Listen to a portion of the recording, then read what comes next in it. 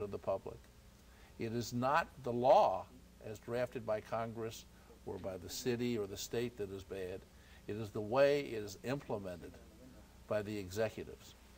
And I feel for Gene and for all of the other people I have who are having their Social Security and their pensions taken by the IRS illegally. But the only people who can do something about it are you, the public. In my situation, I have never gone on television in 39 years of practicing law. And it has finally gotten to the point where it is clear that these matters need to be turned over to the public so that they can raise holy hell through their representatives and people involved so that we can get some accountability as well as transparency for our government officials, whether they're state, local, or federal. Okay, I believe we have our third caller on the line. Could you announce who you are? Yes, I wanted to say that I think part of the problem lies in the way in which we structure the incentives for persons who are operating within the system. If you're a prosecutor, for instance, you have a great deal of impetus to try and create as many victories for yourself, to rack up as much of a percentage in terms of convictions, to, in fact, be able to run on that if you have political aspirations.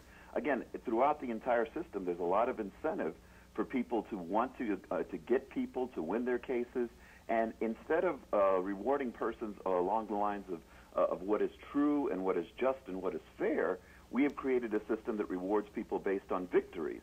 And I think that we need to, again, restructure our system so that we have incentives for people who want to come forward and say, this is wrong, this person is not being treated fairly, and in fact, rather than creating those incentives, we create disincentives. If you were to step forward in a prosecutor's office, in the police department, in any sort of entity such as this and suggest, well, you know what, I don't feel that we're acting fairly, I don't think we're acting within the spirit of the law or the letter of the law, you're not going to be rewarded. Instead, you're going to be punished, you're going to be an outcast, you're no longer a team player. And again, this requires us to restructure the system. And though you're right, it does require the citizens, in fact, speaking out, but it also requires organizations such as the American Bar Association that gathers together annually at meetings and conventions and discusses certain procedures and processes. Okay. It requires reform there, and it also requires reform on the part of the legislature. So it is a multi-level Thank you. I think need for reform that exists here. I think you got your point. Thank you very much. Same issue. How do you change these incentives? They're currently incentivizing wins as opposed to justice. Wins at all costs. First, I'd like to say I agree with the caller. Okay. Absolutely, the problem is the incentive is to win, not to do justice. Okay. And that permeates every level of government. The only way it can be changed is by putting the system out in the middle of the street where everyone can see it, and where all of the public knows what's going on. Back to transparency. Yes, because, for example, when I was a prosecutor over 30 years ago, we developed systems to match the worst crimes with the worst individuals. And we found that 17% of the individuals in Washington, D.C. committed 75% of the crimes. Now prosecutors go out and make crimes for their win and loss record from people who have never been in trouble before, people who acted on the advice of their attorneys and their accountants, people who are not criminals, and they're turning them into criminals. And as a result, these people are resisting, and they join dissenting groups with respect to the tax system, when the problem isn't really the tax system, it's the terrible administration by the IRS and the prosecutors. Okay, we have a few questions, and we'll be real brief here, and I'm going to lead off with the first one for Mr. Jones. Robert, do you believe that the tax laws are fair?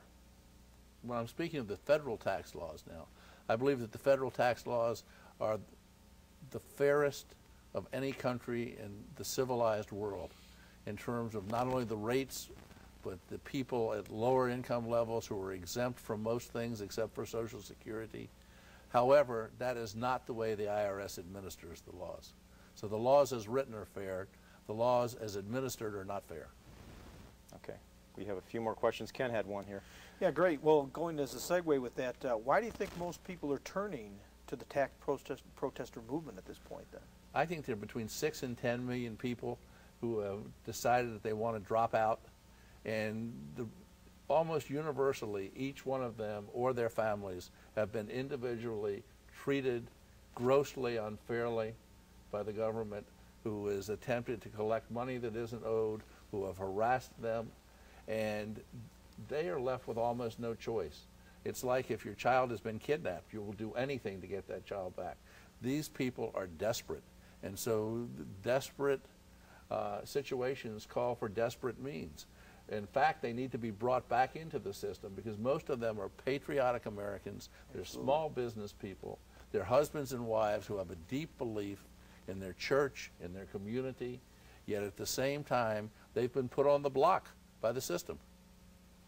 Okay, I have a general question because I'd like to have you amplify the word corruption. What does it mean to you?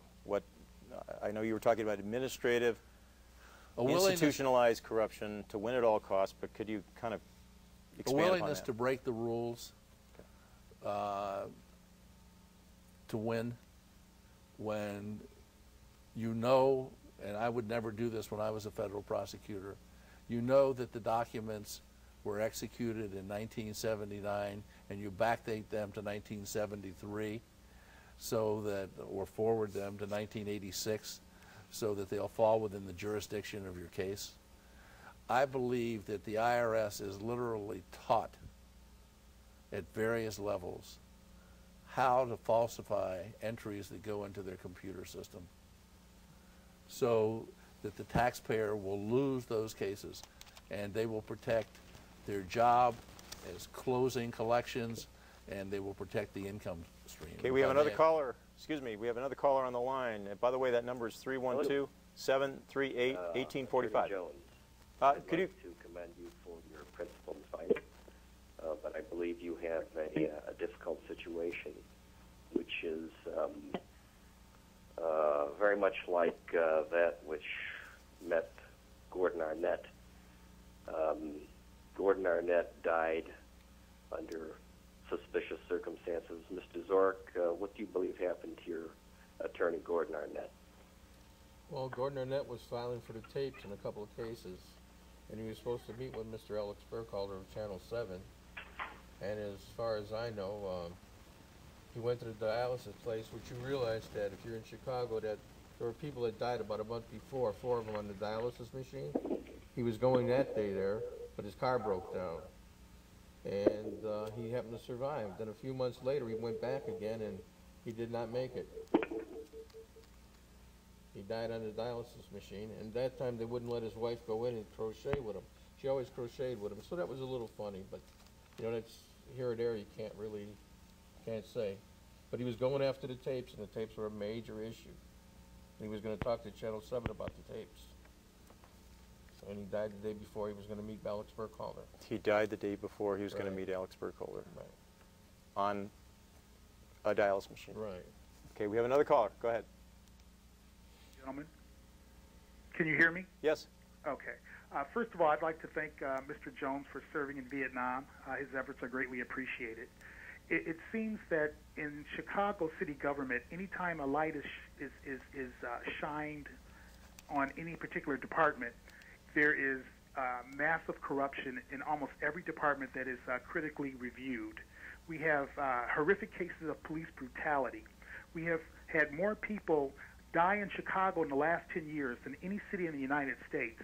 With that being the case, the horrific cases of police brutality, the loss of life, we have lost more jobs in Chicago than any city in the United States, the corruption in city government. Would you gentlemen advocate two things? Number one, a citizen review board reviewing all complaints of police brutality, and number two, a change in leadership for the city of Chicago. I'd like to get your thoughts on that. Thank you very much. Okay. I guess you lead off, Mr. Jones. As having served as a local prosecutor for 5 years in the city of Washington, D.C., yes, I would advocate a citizen review board about charges of police brutality.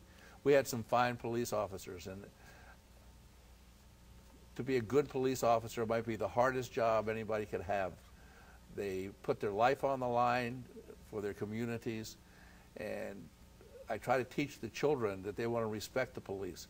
At the same time, every person who was beaten up during the time I was in Washington, D.C., and showed up with bumps, bruises, broken limbs at the jail was charged with assaulting a police officer.